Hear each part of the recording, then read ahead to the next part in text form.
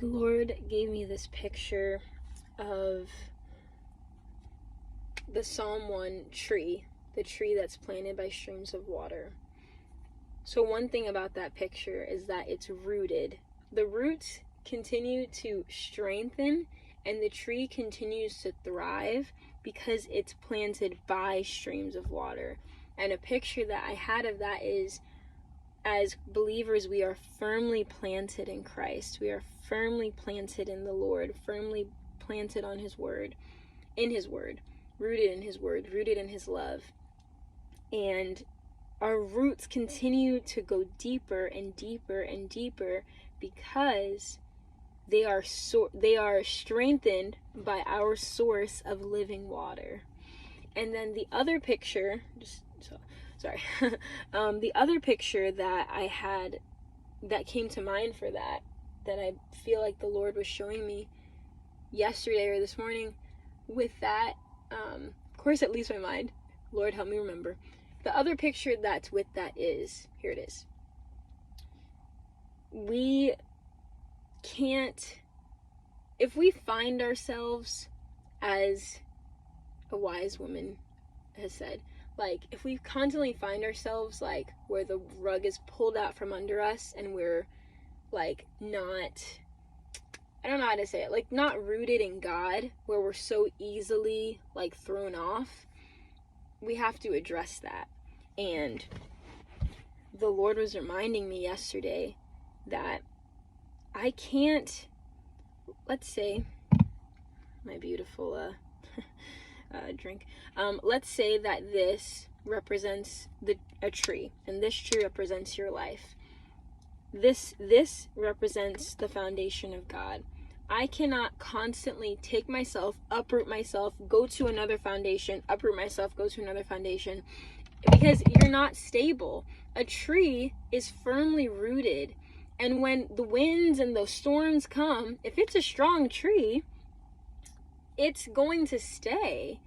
And yes, you may see the branches move with the wind, you may see the leaves move with the wind, but the root system does not get upholstered or uprooted because it is firm in its foundation wherever it is planted.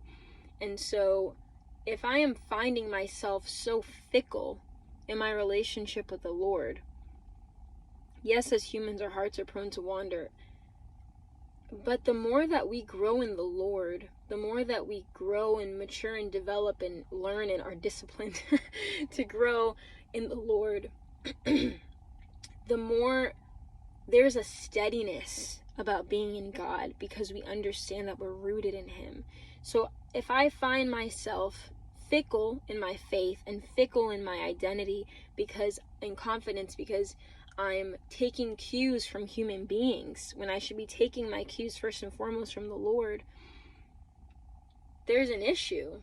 And it's not that I ignore every other voice, it's knowing what voices to listen to, knowing which voices to value, and what to accept and what to let roll off of my shoulders.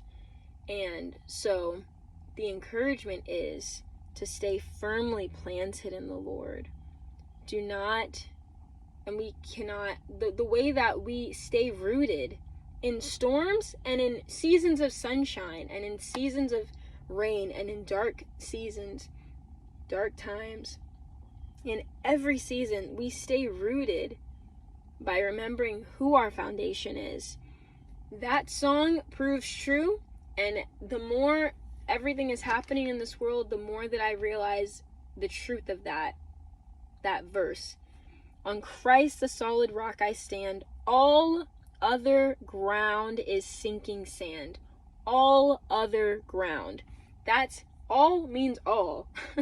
The Greek word for all is all. Like, well, I don't know what the real Greek word is, but all means all. All other ground is sinking sand. There is nothing else that I can build my life on that is going to be a sure and firm foundation for me when the storms of life come.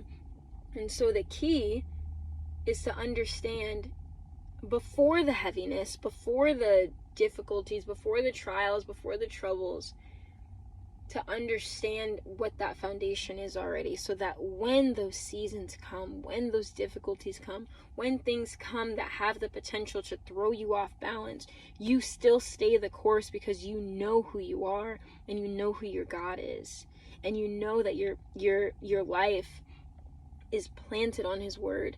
And of course, a beautiful song in correlation to this is Firm Foundation with I believe it's Cody Carnes and Maverick City. They do a song together with that, or they sing together for that song. And it says, Christ is my firm foundation, the rock on which I stand. When everything around me is shaken, I've never been more glad that I've built my life on Jesus.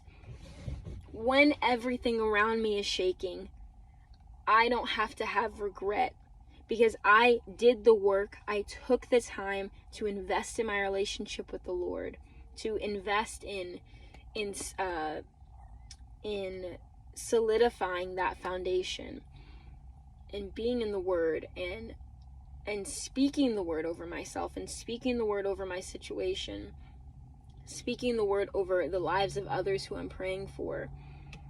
And then in those times, solidifying that foundation, so that when the storms of life come and we're shaking to and fro, or the wind could tempt us, we could be tempted to sway to and fro, we are firm. We are firmly planted, because we know what we stand on, who we stand on. We stand on a solid foundation, the solid rock of Christ. And I love how the Bible refers to Christ as the rock, and says that he's either a stumbling stone to some he's a stumbling block, and to others he's the cornerstone. And the difference is how we choose to respond to him. A lot of Pharisees and religious leaders back then in the New Testament times, they missed him. They missed Jesus, because they saw him as a stumbling block, because his love was so extravagant and so reckless that it was threatening to them. His grace, the grace of God that he was displaying through his humanity, was so threatening to their rules and regulations and to their way of living, that they didn't know how to handle it.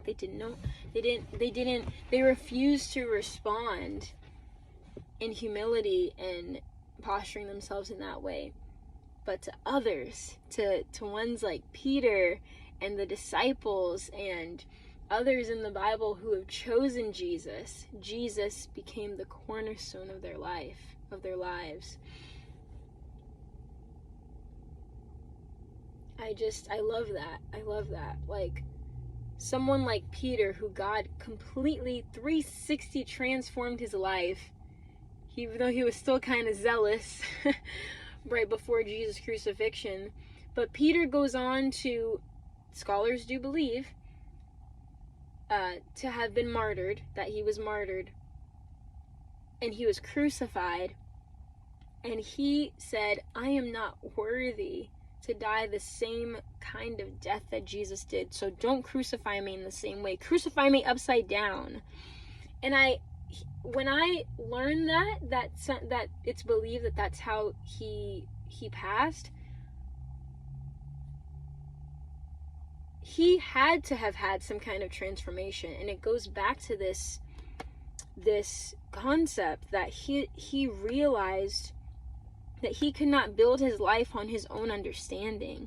And because he chose to build his life on Jesus Christ, the solid rock, his love and his faith became unshakable, to the point that he could encounter the threat of persecution and rejoice in the face of death, in the face of persecution, because he knew his foundation. And that changed everything. And so, and the same for us. When we have that foundation, it changes everything. So let the solid foundation of Jesus Christ, the rock, let that change everything. Let that change the way you live. Let that change the way that you view situations. Let that affect every part of your life, and you won't regret it.